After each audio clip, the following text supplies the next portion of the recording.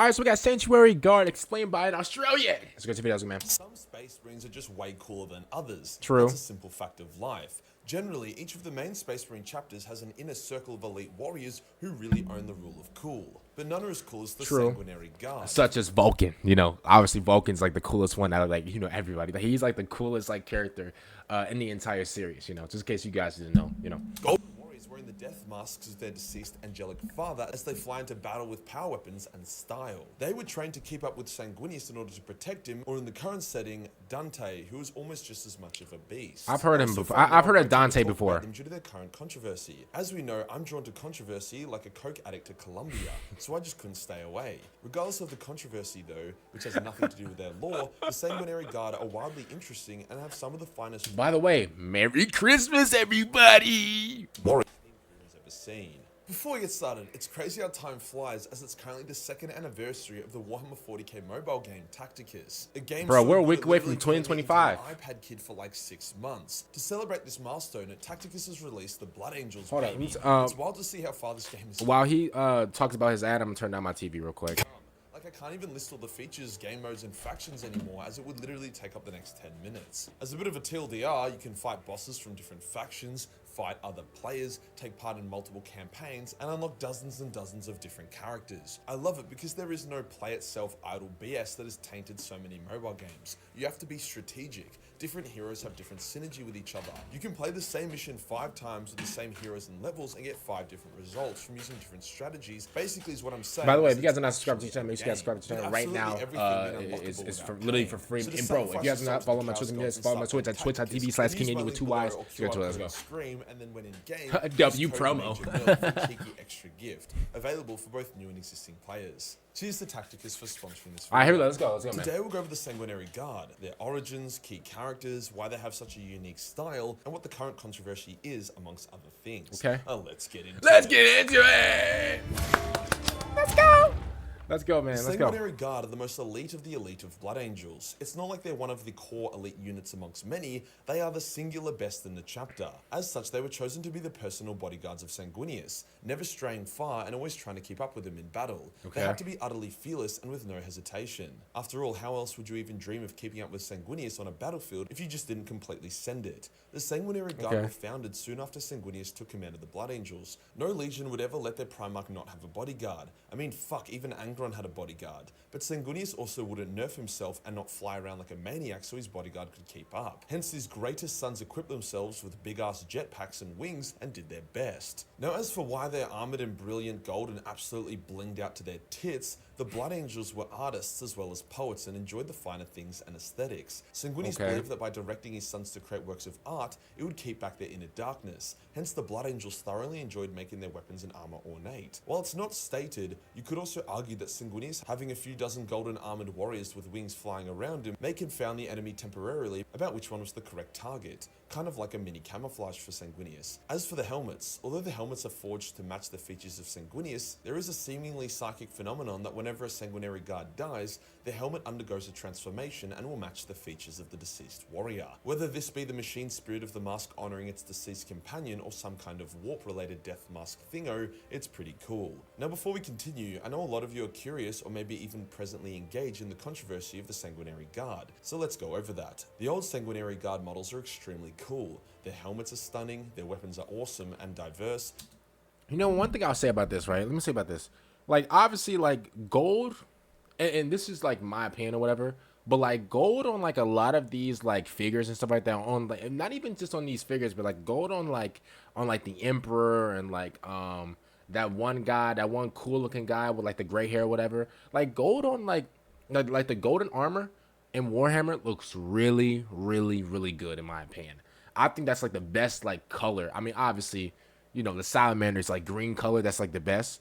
But if I'm just keeping it real, like, bro, like the gold color, like the gold armor looks absolutely beautiful, bro. Like, I'm just gonna be completely honest with you, bro. The wing shoulder plates are dope, their armor style is unique and interesting. Even their wings, which you could argue look a bit funny, worked really well. The only issue with the models was that they are like 14 years old, thus their proportions and scaling are a bit off, and they look out of place amongst the new Primaris sized Marines. So yes, they were due for an update in that regard.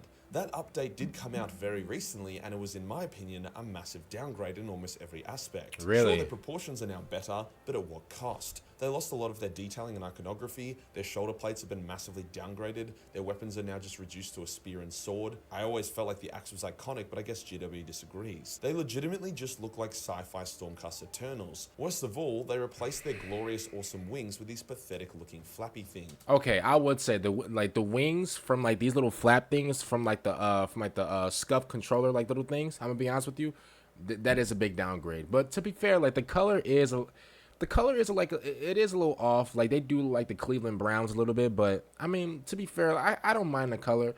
But like the angel wings compared to like the scuff controller like flaps, that is a big downgrade. I agree.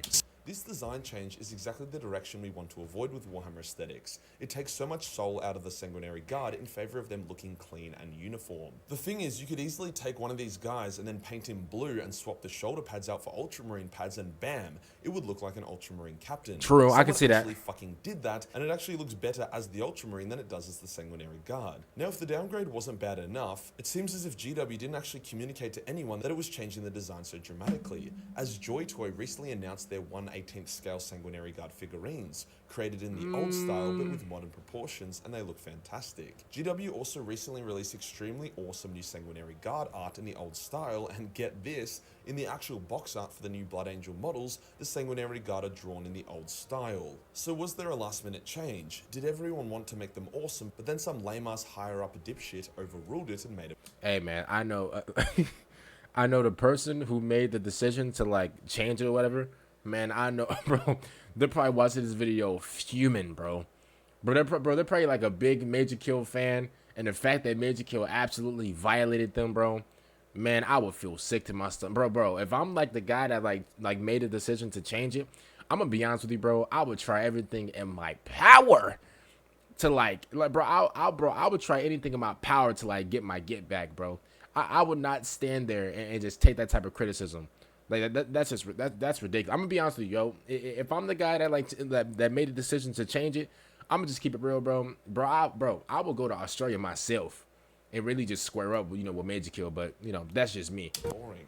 As another piece of the pie, a new Blood Angel Primaris captain has been released, and you can paint him like a Sanguinary Guard, and he actually looks pretty great. He has good ornamentation, and if given a pair of wings, would look like a respectable successor to the old Sanguinary Guard. There are a lot of ways to kit bash the old Sanguinary Guard. Yeah, I mean, you know what, like, and I don't mean to like pause the video a lot, but like, not everybody could rock the wings.